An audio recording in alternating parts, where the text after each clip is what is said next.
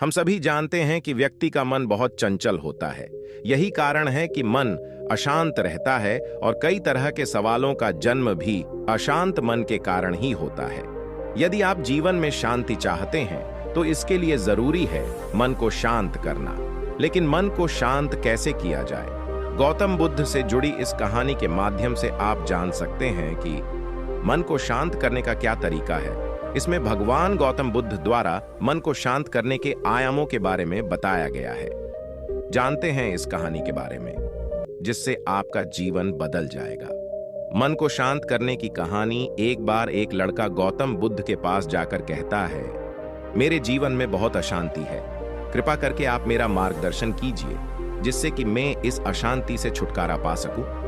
गौतम बुद्ध लड़के से जीवन की अशांति का कारण पूछते हैं। लड़का उत्तर देता है, अत्यधिक विचारों के कारण मेरे भीतर बहुत सारे विचार आते हैं जिससे मेरा मन अशांत रहता है। बुद्ध मुस्कुराते हुए कहते हैं, ऊपर आकाश की ओर देखो और बताओ कि तुम्हें सूर्य दिख रहा है। लड़का ऊपर देखता है और कहता है, धूप दिख रहा है। बुद्ध उससे पूछते हैं कि अगर तुम लगातार धूप में खड़े रहोगे तब क्या होगा? वह कहता है, मुझे अत्यधिक गर्मी लगेगी और शरीर में बेचैनी होगी। बुद्ध लड़के से कहते हैं कि अगर धूप में खड़े रहने से तुम्हें गर्मी लगती है तो इसमें दोष किसका है, सूर्य के ताप का या तुम्हारा? लड़का कुछ सोचने के बाद कहता है, इसका जवाब आप भी बताइए। बुद्ध कहते हैं, सूर्य का काम है ताप देना और ताप का काम है गर्मी लगना। ऐसे में तो दोष तुम्हारा ही है कि तुम धूप में जाकर खड़े हुए जिससे कि तुम्हें गर्मी लगी। तुम्हें अगर शीतलता चाहिए तो तुम्हें छांव में रहना होगा।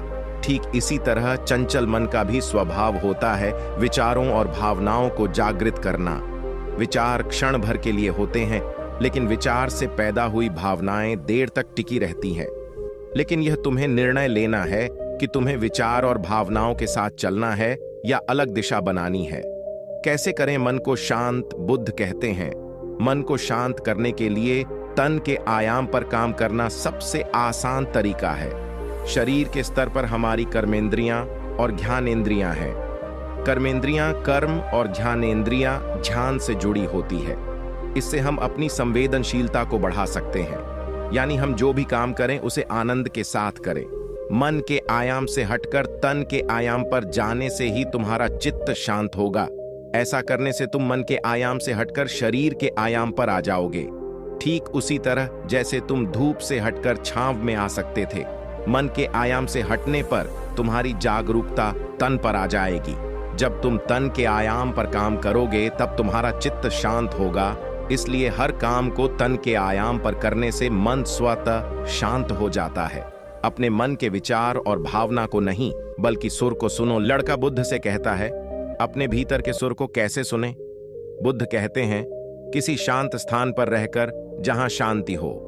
तब अपनी आंखें बंद करो और मन के भीतर चल रहे शोर से हटकर भीतर के सुर को सुनने की कोशिश करो। सुर निरंतर चलता रहता है, लेकिन बाहर के शोर के कारण तुम अपने मन के भीतर चल रहे सुर को नहीं सुन पाते हो। जब तुम अपने दोनों कानों को अपने हाथों से बंद कर दोगे तभी मन के सुर को सुन पाओगे।